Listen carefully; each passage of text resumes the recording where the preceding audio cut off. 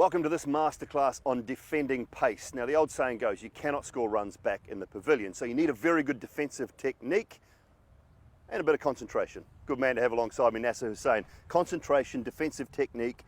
How do you go about it, and what is it about defending pace that's the keys? Good questions. I think all of it's linked. Concentration, composure. When you're out of your bubble, your technique goes a little bit. So you may have a net and your technique's brilliant, and then suddenly you're out in the middle and you've got a fast bowler running and your ticker's going 100 mile an hour and you want to feel bat on ball. The best players are the one at the calmest at the crease. If you think of Root, Barber, Virat Kohli, all of them, Kane Williamson is a great example. They're very calm at the crease and they play the ball late. They play the ball in their zone. I've done many a piece on not getting your hands out of that little box that's round here. The moment you start playing away from your body, the moment you start playing out in front of you, the quality of bowling, especially nowadays, the quality of fast bowling and the ball moving around, that's when you bring slips into play. Trying to get your bat face coming down, there's no right way of doing it. There'll be some with a strong bottom hand, you know, Zach Crawley at the moment's got a strong bottom hand. There's some, like myself, used to bat with an open face. As long as you have your way, and the way to get to 20-30, once you're in, you can play all your shots. It's that first bit you have to try and cover. And Kane Williamson is absolutely brilliant. He gets in the best positions out of most people, whether it be on the front foot.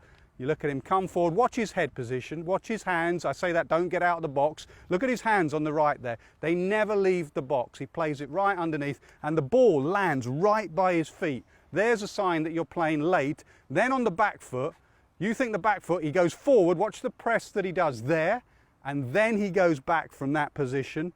Press, back, and again, watch where the ball lands and look at line. If you drew a line on the right there from his head, through his gloves, through his bat, to the ball, that is perfection, and the ball lands by your feet. And I'll tell you a drill, I saw Sachin Tendulkar do it in a net at Lords. He just got the coach to throw him, and he had the side nets out, and all Sachin did was block the ball, and if the ball banged into the side net, Sachin used to get cross with himself because he knew that that meant he had hard hands and going at the ball. What he wanted was soft hands, and the ball would drop, so that if you did nick it, often it wouldn't carry to the slip corner. The other thing, one of the other things is you don't want to be playing at deliveries that aren't going to get you out, especially early on in your innings. So the key's to leaving the ball as well. What are you looking for then? Well, you have to know where your off stump is. For any batter, whatever guard you are, leg stump, some English batters now standing on off stump for that reason, anything outside their eye line, they can leave. You have to know where your off stump is. But often you'll say it's swinging a lot and they'll be chatting in the dressing room, leave the ball well.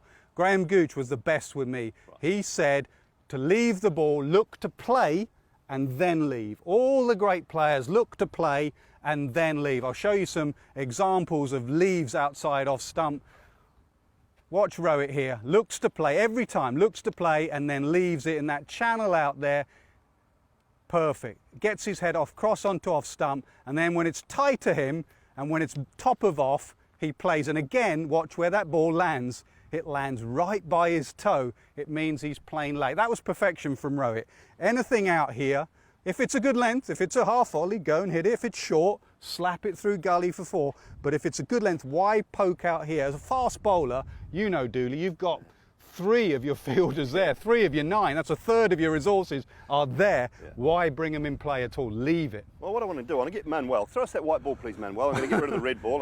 Go on, throw us that one in there. We'll get rid of that one. We're going to turn our attention to white ball cricket a little bit more. Turning those good balls into 1s, maybe into 2s. What's the key then? Because you're going to have to play a few more deliveries in white ball cricket and try and turn the good ones into singles. Absolutely, and everyone will focus in. At the end of the innings, we'll show replays of Buttler and Stokes and Kohli and Pant smashing the ball out of the ground. What we don't show replays of is those good balls. If you bowl an over and you know you're going to bowl one bad ball and over, you go for 4. If 3 of your other 5 have gone for singles and you bowl 3 very good balls, you're gone at 7s. And also that means you might have a left-hander at the other end. You know, nothing worse. You know, the great Shane Warne used to hate it when he went for a single. He'd be teeing up a batter. All of a sudden, he stood next to him at the non-strikers end. So you're suddenly changing line, and the fielders and the skipper has to change everything. Williamson, again, I'm sorry, I'm going to keep using Williamson, but Williamson is brilliant in white ball cricket. The way he plays, and exactly what I said about Test cricket, because he plays late, you know, Root will often, or Morgan will often have a man at 4th slip or 5th slip or gully in white ball cricket just to stop him getting off strike. He is magnificent at just knocking it down, getting it down to 3rd man, And if I show you a classic example of what I'm talking about with Williamson, in that 2019 World Cup, look at that, 36% of his singles went down to that third man region, and you very rarely have a fielder there stopping that single. He was brilliant at that.